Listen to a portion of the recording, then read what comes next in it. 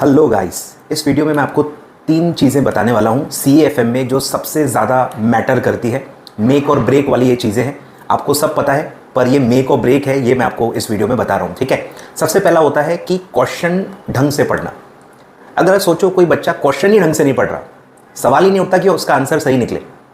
और काफ़ी बच्चे ये चीज़ टेकन फॉर ग्रांटेड ले रहे हैं कि सर क्वेश्चन तो ढंग से पढ़ेंगे ही, अरे पर गलतियाँ फिर क्यों हो रही हैं। जितने भी मैं डाउट सॉल्विंग कर रहा हूँ, मैं देख रहा हूँ 40 to 50% प्रॉब्लम्स इसीलिए हैं क्योंकि उन्होंने क्वेश्चन ही नहीं पढ़ा।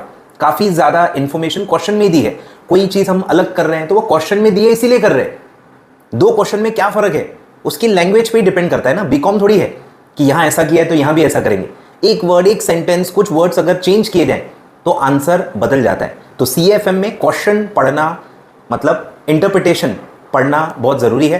क्वेश्चन में क्या लिखा है और वो लिखने की वजह से कहाँ इंपैक्ट पड़ेगा, इसको मैं कह रहा हूँ कि क्वेश्चन ढंग से पढ़ना है। हर एक वर्ड आपको ध्यान देना है। काफ़ी लोग काफ़ी वर्ड्स ध्यान ही नहीं दे रहे, सर ये क्वेश्चन में क्या लिखा है, अरे लिखा हुआ है भाई, अच्छे से पढ़ो। एक एक वर्ड बारीकी से आपको पढ़ना चाहिए CAFM में, नहीं तो आपकी कहाँ क्या गलती होगी ये आपको भी पता नहीं चलेगी। तो क्वेश्चन अच्छे से पढ़ना है, कोशिश करनी है 2-2 बार। आप प्रैक्टिस करते वक्त ही 2-2 बार पढ़ोगे तो धीरे धीरे आपकी बारीकी, आपकी शार्पनेस बढ़ते जाती है। पेपर में फिर आपको 2 बार पढ़ने की जरूरत नहीं पड़ेगी, लेकिन जब आप पर्सनल स्टडी कर रहे हो आपको 2 बार क्वेश्चन पढ़ना चाहिए। सेकंड चीज़ है कि फालतू चीज़ों से दूर रहना है, मतलब आपको पेपर पैटर्न के हिसाब से पढ़ना है।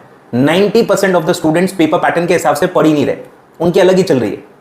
पता नहीं काय का पेपर वो देना चाहते हैं, CS का पेपर देना चाहते हैं, पर उनको प्रिपरेशन CA और अदर कोर्सेज के हिसाब से करनी है, जो कि बहुत ही बेतुकी और बहुत ही बचकानी हरकत है। क्योंकि जब आपके अटेम्प्ट्स लगते हैं, जब आपके अटेम्प्ट्स लगेंगे, 2-2 साल आपके बर्बाद होंगे, फिर ये टॉपिक पे हम डिस्कस कर सकते हैं। जब आप पहले अटेम्प्ट में हो, आपके अंदर खून आपका उबल रहा है, आपको बहुत पढ़ाई करनी है, बहुत अच्छी बात है, लेकिन एग्जाम के लिए आप प्रिपेयर करें at the end of the day, ये चीज़ आपको नहीं भूलनी चाहिए। नॉलेज के लिए पढ़ना है, आप पढ़ो। वेटिंग फॉर रिजल्ट में आपको 2-2 महीने पढ़ मिलते हैं, आप तब पढ़ाई करो ना, कौन रोक रहा है?